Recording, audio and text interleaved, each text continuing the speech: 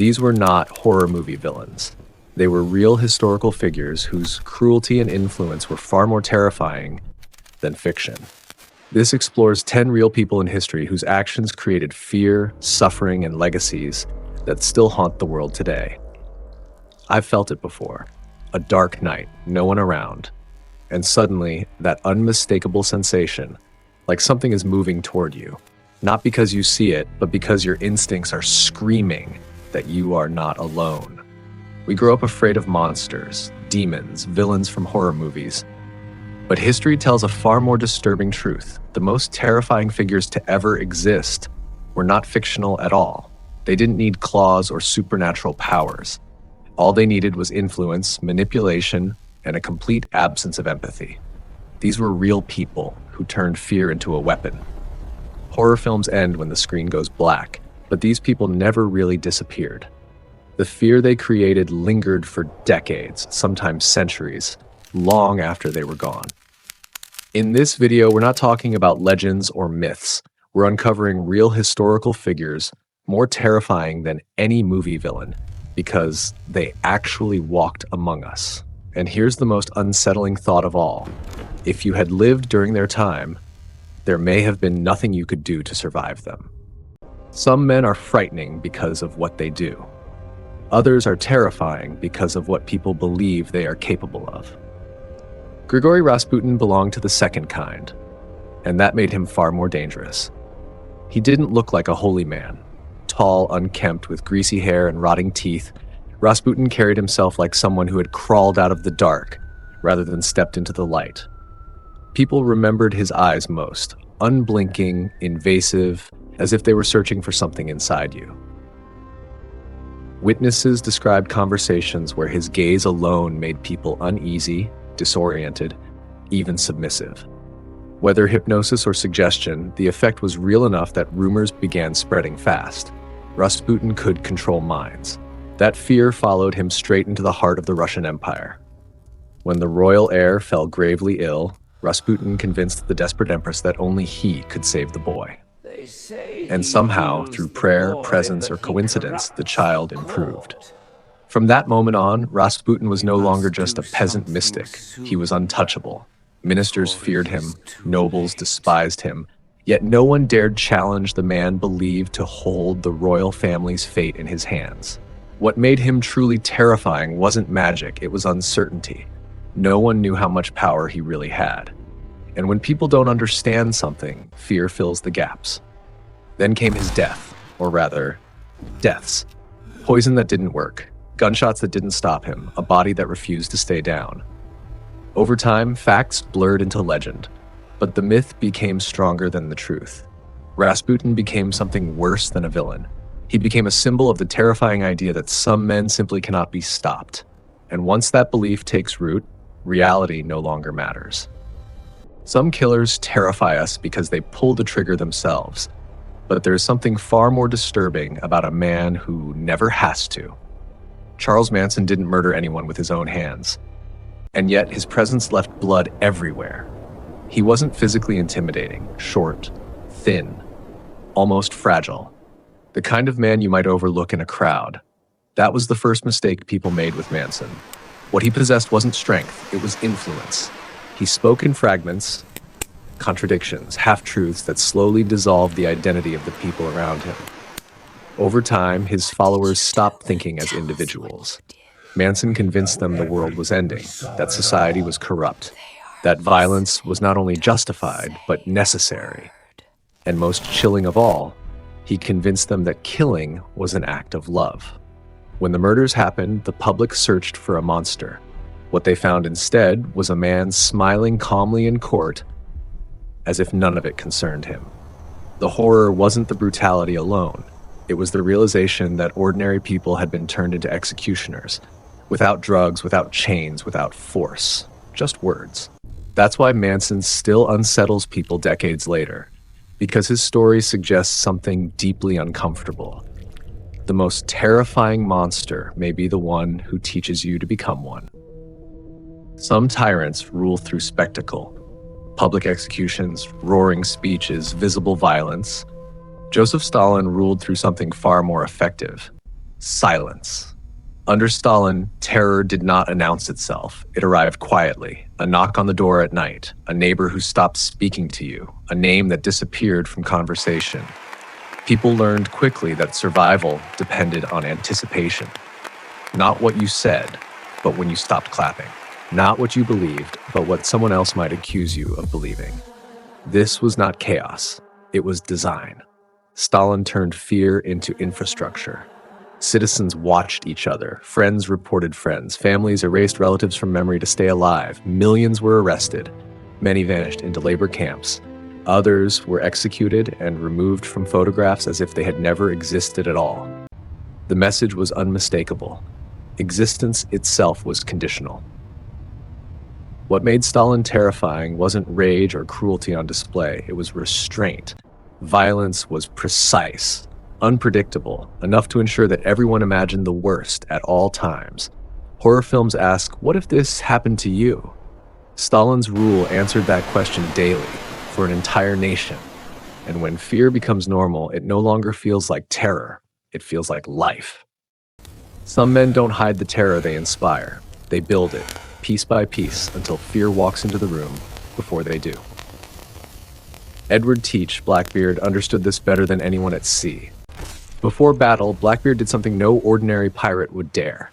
He wove slow-burning fuses into his beard and lit them. Smoke curled around his face. Sparks danced near his eyes. To his enemies, it looked like the devil himself had stepped aboard. This wasn't madness. It was strategy. Blackbeard knew that men fight poorly when they believe they're already doomed. Fear softens resistance faster than steel ever could. His ships often won without firing a single shot. Crews surrendered not because they were outnumbered, but because they were terrified of what would happen if they didn't. Blackbeard cultivated every detail of his image. His height, his voice, his weapons worn openly, not to use, but to be seen. Violence was always an option. Fear made it unnecessary. In doing so, he became something larger than a man. He became a story, one that traveled faster than his ship ever could. Horror films invent monsters to scare us. Blackbeard proved that a man who understands fear can become one in real life. Some evil announces itself with noise and blood. Other kinds live quietly, behind polished doors, beneath fine clothes, protected by reputation. Delphine LaLaurie belonged to the second kind. To the public, she was a respected New Orleans socialite, wealthy, well-dressed, known for lavish gatherings in the French Quarter. Nothing about her suggested danger. But walls can hide many things. And in 1834, when a fire broke out in her home, the truth surfaced by accident, not confession. Firefighters forced their way into a locked attic. Inside, they found enslaved people chained, mutilated, starved, some suspended by their necks, others fitted with iron collars designed to prevent sleep. This was not punishment. It was cruelty for amusement.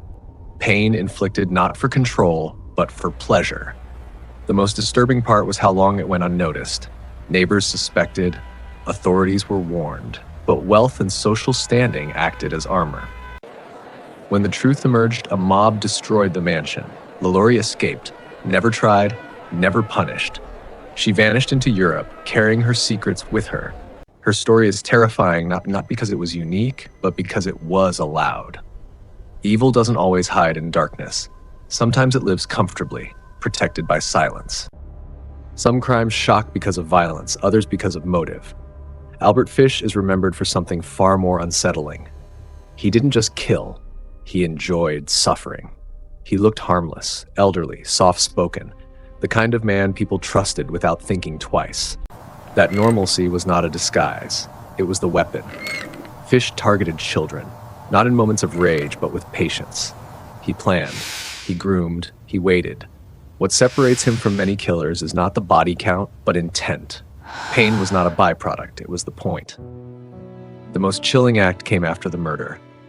Fish wrote a letter to a child's mother, calmly describing what he had done, what he ate, what he enjoyed, without remorse. There was no anger in his words, no fear, only detachment, as if cruelty were a routine, not a crime. When he was finally arrested and executed, witnesses noted his composure. No resistance, No apology, no visible regret. Albert Fish terrifies not because he was powerful, but because he proves a darker truth.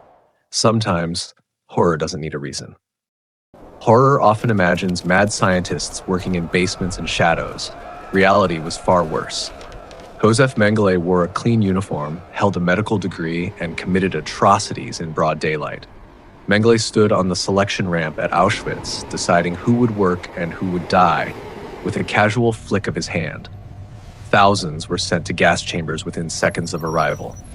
What made him uniquely terrifying was not authority alone, but curiosity. He was obsessed with twins, children, and genetic experiments meant to advance racial ideology. Surgeries were performed without anesthesia. Chemicals were injected into eyes in attempts to change their color. Bodies were treated as material, not lives. There was no rage, no visible cruelty, only calm focus. To Mengele, suffering was data. Death was inconclusive results. Even after the war, justice never came. Mengele escaped, lived quietly under false names, and died decades later without trial. His legacy is not just mass murder, but a question that still unsettles us. How easily intelligence and authority can be severed from morality. Some conquerors want territory, others want obedience. Timur wanted memory. He understood that fear lasts longer when it's carved into the landscape. His campaigns swept across Central and Western Asia with ruthless efficiency. Cities that resisted were not merely defeated, they were erased. Timur's most enduring signature wasn't a banner or a crown. It was architecture made from human remains.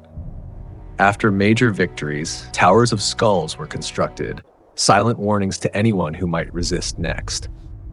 Contemporary accounts describe entire populations executed after surrender. The point was not strategy alone. It was theater. Survival depended on terror traveling faster than his armies. In one campaign after another, the pattern repeated: submit and live, resist and vanish. The rule was simple and it spread quickly. Estimates suggest his wars killed millions, so many that regions took generations to recover. Fear, once planted, became self-sustaining. Timur didn't just defeat enemies, he engineered remembrance.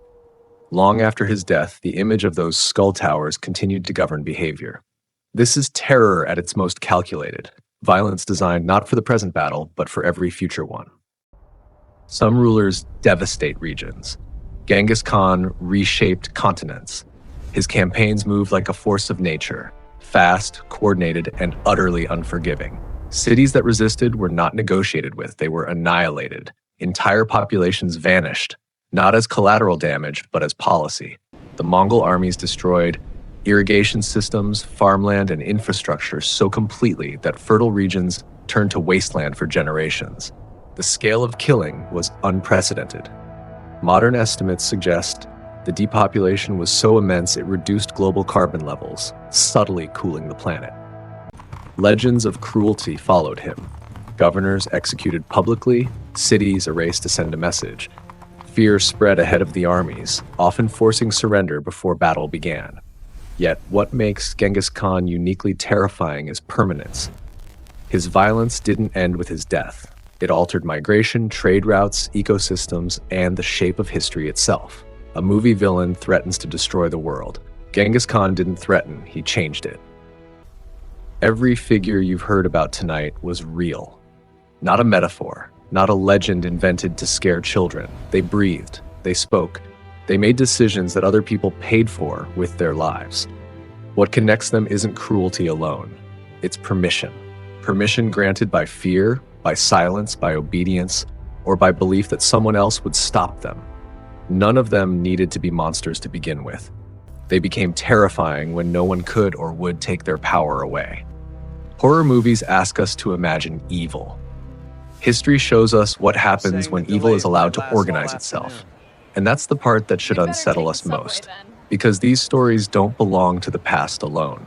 They are reminders. Fear doesn't always arrive screaming. Sometimes it whispers, sometimes it smiles, sometimes it wears a uniform, a title, or a reputation.